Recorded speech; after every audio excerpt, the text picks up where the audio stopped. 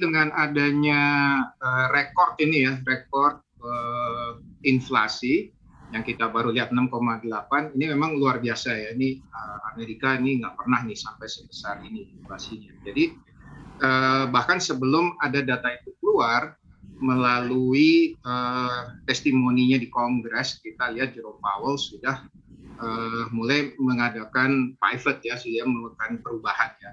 Jadi yang pertama sudah disampaikan bahwa mungkin kata transitory itu sudah tidak akan di-include lagi ke dalam statement maupun press release yang akan ada. Mungkin akan ada gantinya, tapi transitory atau alias ini temporary mungkin sudah akan dihilangkan. Terus, nah ini ahead of Fed meeting ya, Fed meeting hari ini dan besok. Nah ini dia sudah mengasih signal nih, bahkan bakal ada perubahan. Nah kita ngelihat di market ini memang ada 3 hal yang ada kemungkinan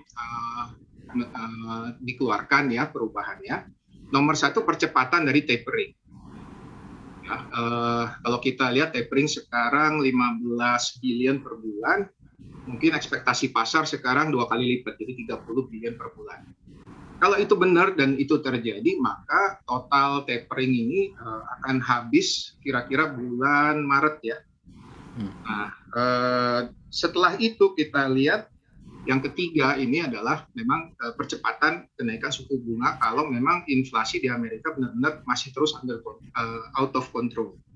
Jadi itu 3 perubahan, jadi transitory, nomor 2 adalah percepatan tapering, sama nomor 3 kenaikan suku bunga mungkin lebih cepat ya. Kalau tadinya rencana mungkin di bulan Juni, Juli, nah sekarang mungkin bisa punya keleluasaan untuk menaikkan bahkan di bulan April gitu ya, dari The Fed.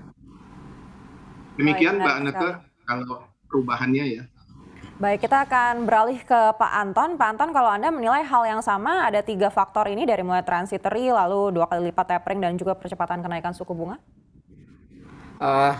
Jadi saya melihatnya Mbak Anneke, peluangnya cukup besar, potensi perubahan dari policy Bank Sentral Amerika Serikat ya, untuk mempercepat tapering off-nya, dan kemudian langkah berikutnya adalah menaikkan suku bunga acuannya, Fed Fund Rate-nya.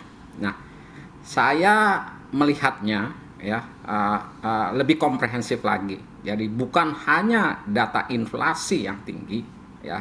Saya pikir kita semua tahu ini rekor tertinggi sejak Juni tahun 82 ya, dengan 6,8% itu. Ini situasi yang sangat anomali di perekonomian Amerika Serikat. Nah, saya coba melihat dari 19 variabel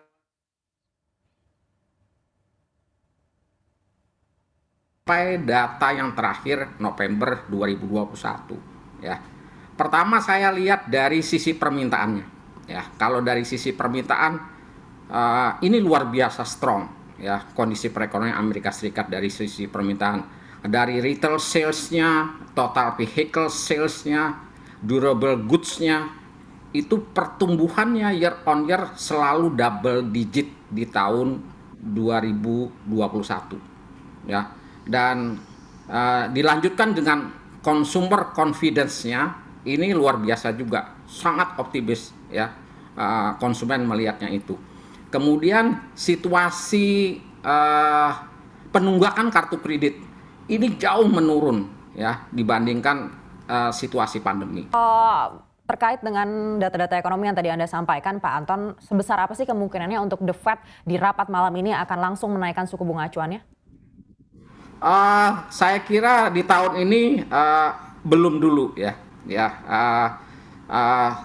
Yang kemungkinan terbesar adalah signalnya semakin jelas bahwa mereka akan mempercepat tapering off-nya. Kita sama-sama tahu sebelumnya target tapering off-nya berakhir sampai Juni tahun 2022 ya. Kemudian suku bunganya naik di tahun 2023 sampai melihat kondisi benar-benar kondusif, terutama tenaga kerjanya.